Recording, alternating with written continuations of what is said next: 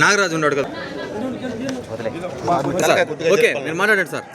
Okay ఓకేనా.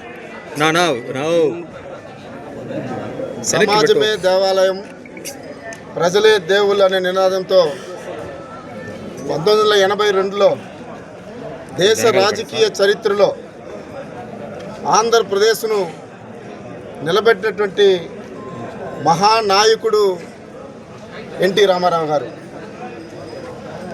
అంటే తెలుగువారి జాతిని, తెలుగువారి ఔన్నత్యాన్ని, తెలుగువారి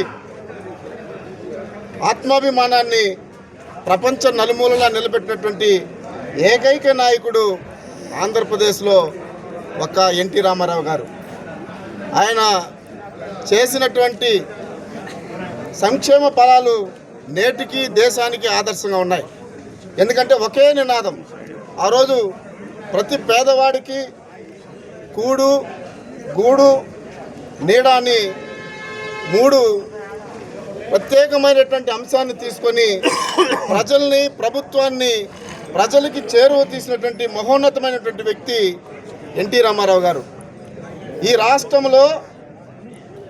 రాష్ట్రంలోనే కాదు, దేశ చరిత్రలోనే కాదు, ప్రపంచ చరిత్రలో ఒక మహనీయుడిగా సినీ రంగము ఒక వినోదమే కాదు, ఒక మెసేజ్ ఇవ్వడానికి, సమాజాన్ని ఉత్తేజపరచడానికి అని చెప్పి ఆయన చేసినటువంటి సినిమాలే ఈనాటికి ఆదర్శంగా ఉంది. ఆ రోజు రాముణ్ణి చూడలా, అదేవిధంగా కృష్ణుడిని చూడలా, అదేవిధంగా కౌరవుల్లో దుర్యోధనుడు కూడా చూడలా. కానీ ఈ అన్ని వర్ణాల వారిని ఈ తెలుగు ప్రజానికం, దేశ ప్రజానికం చూసినటువంటి నాయకుడు ఎన్టీ రామారావు గారు. ఒక రాముడిగా, ఒక భీముడిగా, ఒక కృష్ణుడిగా, ఒక దుర్యోధనుడిగా ఆయన చేసినటువంటి నటనలో చాలా నైపుణ్యంతోనే కాకుండా దేశ చరిత్రలో తెలుగువారి ఔన్నత్యాన్ని చాటినటువంటి నాయకుడు ఎన్టీ రామారావు గారు. ఆయన చేసినటువంటి అంటే విద్యారంగంలో విప్లవాత్మకమైన మార్పులు తీసుకొచ్చినటువంటి నాయకుడు ఎన్టీ రామారావు గారు. వైద్యం అందినటువంటి ప్రజానికానికి కూడా ఆ రోజు ప్రతి జిల్లాలో ఒక వైద్య కళాశాలను ఏర్పాటు చేసినటువంటి నాయకుడు.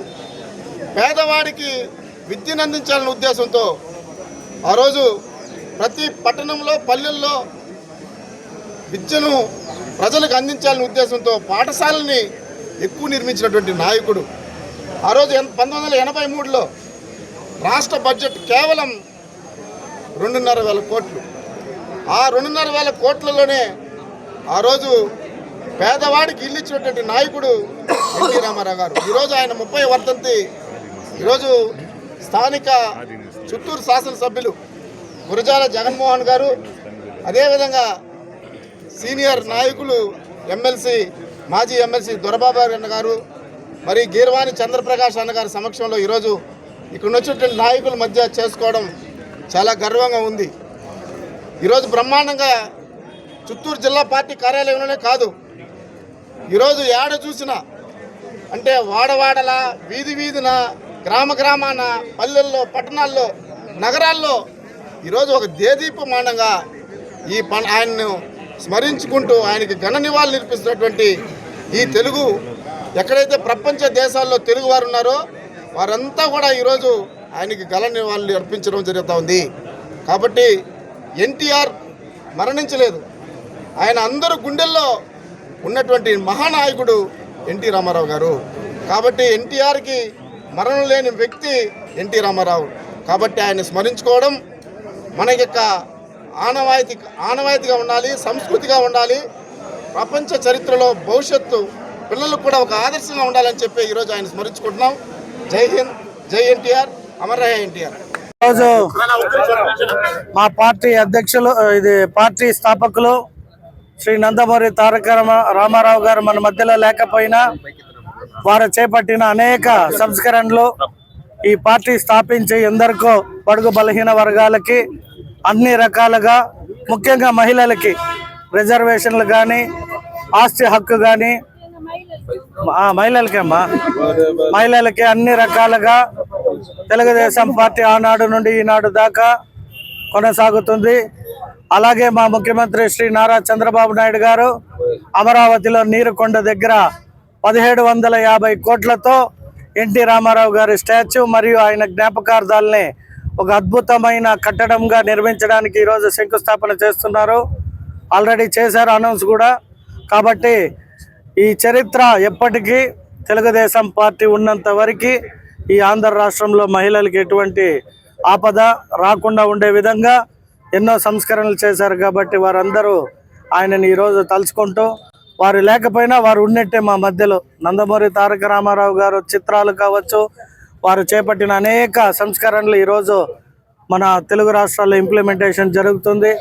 ముఖ్యంగా పక్క రాష్ట్రంలో ముఖ్యమంత్రి శ్రీ రేవంత్ రెడ్డి గారు కూడా మొన్న బై ఎలక్షన్లో చెప్పారు అక్కడ ఎన్టీఆర్ స్టాచ్యూ పెట్టిస్తానని. అలాగే ఈ రాష్ట్రం ఆ రాష్ట్రం కాదు, ప్రపంచవ్యాప్తంగా నందమూరి తారక రామారావు గారు అంటే తెలుగు ప్రజలు ఒక ఆరాధ దైవము. అటువంటి పార్టీలో మేము ఎమ్మెల్యేగా మాకు అవకాశం కల్పించినందుకు శ్రీ నారా చంద్రబాబు నాయుడు గారు, నారా లోకేష్ గారికి కూడా ఎప్పటికీ రుణపడి ఉంటామని తెలియజేసుకుంటూ సెలవు తీసుకుంటున్నాం. Thank you. పేద విద్యార్థికి ఆర్థిక సాయం చేయాలి. 20,000 రూపాయలు ఇంజనీరింగ్ పేరు వాళ్ళ ఊరునా పెరుమాల్ కంటికి విలేజ్ వాళ్ళదే. తేజస్విని అమ్మాయి పెరుమాల్ కంటికి విలేజ్, వాళ్ళు తిరుపతిలో సెటిల్ అయినారు. పేద విద్యార్థులు, 2 కూతుర్లు ఆయనకు. 2 కూతుర్లు, ఒక అమ్మాయి మెరుకులో ఉంది, ఒక అమ్మాయికి ఫీజు కట్టాలనేసి రిక్వెస్ట్ చేసుకుంటే అందులో భాగంగా 20,000 రూపాయలు ఆర్థిక సాయం చేసినారు రామారావు కూతురు. వాళ్ళు ఢిల్లీలో అలాంటి మద్రాసి వాళ్ళ అంటే తమిళ వారి పేరే మనకు వస్తుందని చెప్పి ఆ హిస్టరీని చెడిపేయాలని చెప్పి తెలుగుదేశం పార్టీని పెట్టి మనకందరినీ కూడా గుర్తింపు తెచ్చినటువంటి మహోన్నతమైనటువంటి వ్యక్తి నందమూరి తారక రామారావు గారు. అలాంటి వ్యక్తి మరణం మనకు, ఆయన ఎప్పుడూ మన గుండెలో చిరస్మరణీయుడు. ఆయన ఎప్పుడూ స్మరించుకుంటూ ఆయన వర్ధంతి రోజు ఘన నివాళి అర్పించుకుంటూ జై హింద్, జై ఎన్టీఆర్, జై తెలుగు.